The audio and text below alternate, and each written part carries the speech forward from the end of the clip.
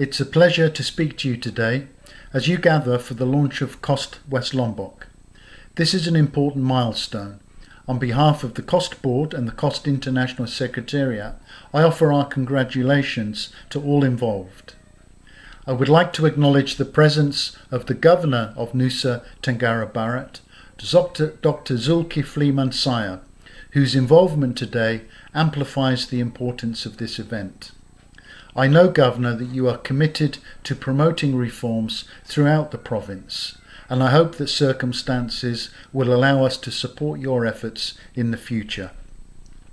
A reform process such as that underway in West Lombok is inevitably a team effort, but it is important to acknowledge some key contributions. The first is Pak Fauzan Khalid, head of the region of West Lombok, whose vision and commitment it was that led to the establishment of CoST West Lombok.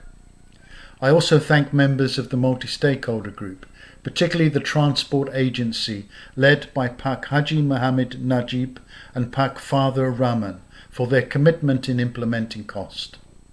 Thanks are also due to the Secretariat team at the Road Traffic and Transport Forum, comprising of Ibu Shantia Dewey and Pak Iman Arif, for their dedication and oversight of the implementation of the CoST West Lombok programme. I have received very positive reports about the training activities, stakeholder engagement, and development of the West Lombok disclosure platform, Intras. Lastly, it is important to acknowledge the support of the UK government and its ASEAN Economic Reform Programme. It has worked with UNDP and the project it manages, promoting a fair business environment in ASEAN, to support your efforts.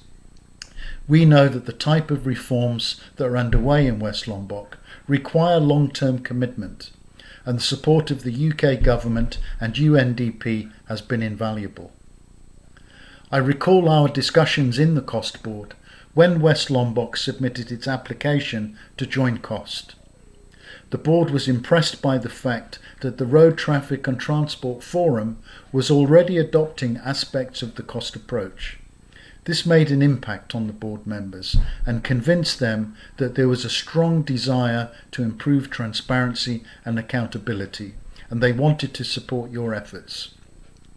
As a consequence, West Lombok became the first CoST subnational member in Indonesia.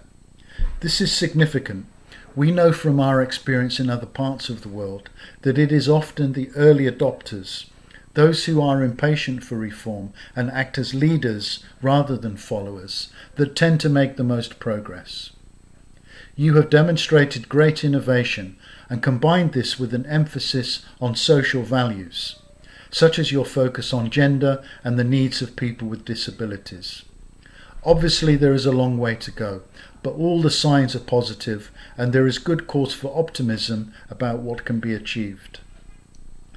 Improving transparency and accountability and strengthening institutions is a difficult task. Those of you involved in this event today will understand the challenges better than anyone. I sometimes point out that CoST is not for the faint-hearted. It is not for those who want a quiet life or who are prepared to avoid tackling difficult challenges.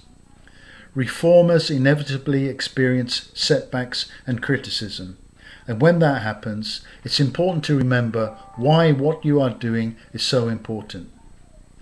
Transparency and accountability help to deliver better value for money and to improve the quality of infrastructure and services. This is good for citizens, good for businesses, and good for the governments that serve them. That's the prize. That's why your efforts matter so much and why this event today is so significant. I hope your launch event goes well. I look forward to working with you in the future and hope that next time we will have an opportunity to meet in person.